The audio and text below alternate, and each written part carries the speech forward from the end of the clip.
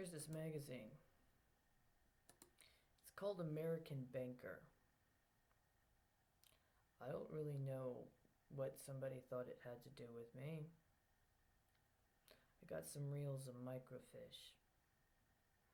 Downtown. One day I was checking out the microfiche for American Banker around my birthday.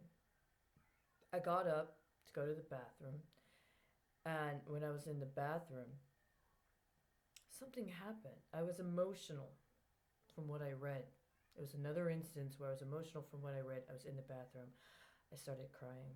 The African American woman who worked the desk followed me in and said I was making too much noise. I said, "Excuse me, I'm in the bathroom. I'm not bothering anybody." As soon as I got out of the bathroom, she had a security guard there, waiting. Told me I had to leave. Unfortunately, again, it's an African American security guard. They do this thing, these security guards here in Dallas, where they always got two, and they escort you to the elevator, and one of them always has to be on her cell phone while you're in the elevator with them. Now, I don't take the elevator, I make them take the stairs. Because every time they get me on the elevator with that cell phone, somebody ends up dying. There've been a couple of times they've called the police. I told the police one day, "Please do not touch me. I'm weaponized." You know what they did? One of the police officers handed me her fucking business card. I took the stairs and left. Within 24 hours, the same they called 5 police officers that day. Within 24 hours, same 5 police officers were down the street, around the corner, harassing an incapacitated homeless man. It fit a different racial, ethnic demographic. It was the same police officers, all 5 of them. They know exactly what they're doing. They've been doing it for years. I apologize if you are frustrated because it sounds like I'm engaging in some sort of racialized behavior myself. The problem is, I've actually seen those moments before the people of color appear and play into their prescription, when around the corner is a white police officer talking to somebody that set the scenario up. I've been there before the racialized scene with the young African American men in the colors of the gang they're simulating. When the old silver hairs with the glasses like my grandfather used to wear have rolled right up and set the scene before they get there. So I already know. But nobody acknowledges. And it's not appropriate for me to break the protocol. Do you want me to be that silver hair and the glasses? If that's the case, why'd you murder my grandfather on the 25th anniversary of a major security event concerning the safety of people and things involved with chemical, biological, and radiological weapons? I know, I found the cases. I already found the cases, and I already found the options the state of Texas had set up, and because of where I was at that time, I happened to be the executable option for that particular event. I know. It's just like my mother last summer. I know. In the issue of American Banker on May 12th, of 1977, throughout the issues of American Banker for the month of May, there's a full page ad, actually a half page ad for a general obligation bond for the city of Albany, New York. It has several brokerages listed. You know, when they did general obligation bonds or muni bonds back in the day, it was different. The public notices were different. The people who had to sign on as part of the brokering were different, but you know what? The name of the brokerage is not so different from the ones I'm still chasing. See, the guy in that brokerage back in the day, his son got into the same business. And now they work together. That brokerage had its name on that bond.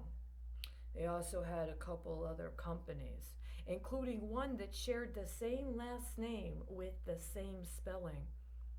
As a woman who worked at the Pentagon, that's kind of how it works. In that May 12th issue, there is a classified section. And this classified section has all of these listings, memorials, acknowledgments, name after name after name, identifiably, demonstrably Jewish of European descent. I think they call it Ashkenazi. Name after name after name after name after name, and then there's an ad for a play called I Love My Wife. What ends up happening and has been happening for over the last 10 years is somebody gives me a wife overnight.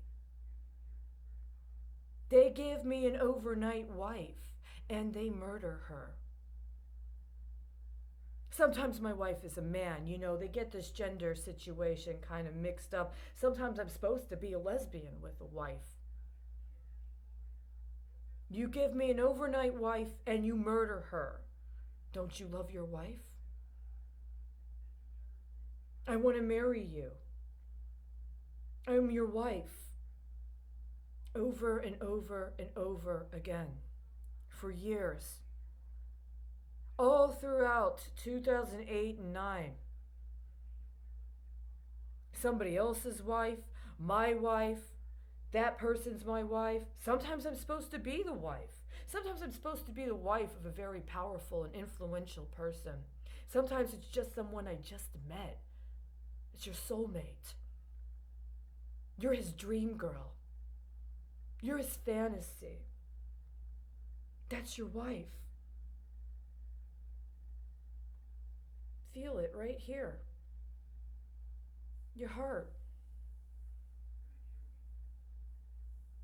I love my wife. Don't you love your wife? Every night another wife is murdered. You've been doing it for years. Now, at some point, somebody got upset. I think they said that I misrepresented what my ethnic heritage was.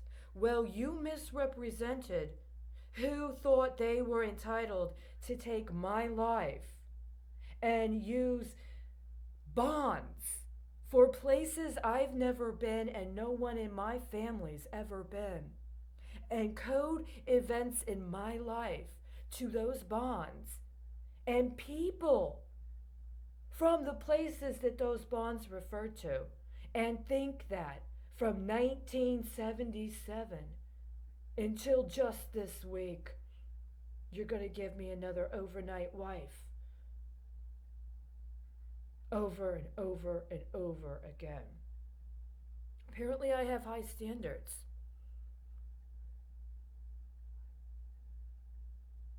I love my wife. I love every one of my wives that you murdered. The diamonds, the rubies, the tin. But you murdered them. And you keep murdering them. What am I supposed to do and how am I supposed to respond? You let sadists at the highest levels of office take my driver's license, my first driver's license, and code it to an executive order that I think they understood or he understood was like his magnum opus of being a lawyer, all about regulatory bondage And I was supposed to perform as a beautiful bondage fetish object. And at some point, they decided to change the kind of options they put in the portfolio with me. So they gave me overnight wives that they knock off every night. Your cops knock them off. Security guards, including the ones at the public buildings, knock them off. The librarians call the security guards to knock them off. The women who work in the store call the security guards to knock them off. You remember when I was in your temple and you came up to me, and you put your finger right at my heart, and I just gave you. And you said, good, that's instinct. You just kept going. And at some point you got ambitious. And the people in your league got ambitious with you. Every night you murder my wife. What am I supposed to do? What am I supposed to do? See, now it's on you. It's your turn. I'm not saying I'm going to try to kill your wife. It's on you to decide how many more overnight wives you're going to put on my identity to murder, to finance these monsters you've let steal not only my life, but the life of everybody I've ever known. My mother was murdered. My grandfather was murdered. That's just my immediate family. I'm watching murder constantly all the time. Most of the time it could have been stopped. You won't stop. You haven't let anybody talk to me in years. What was the point? What are you going to do when I'm supposed to sleep with your wife? Would it make a difference if your wife had a Jewish name? Would it make a difference if your wife had a big-time old Texas family name? How about one of those nice Russian-sounding names? Did you want an Arab name? Because I've had them all. And they've been murdered. So what are you going to do?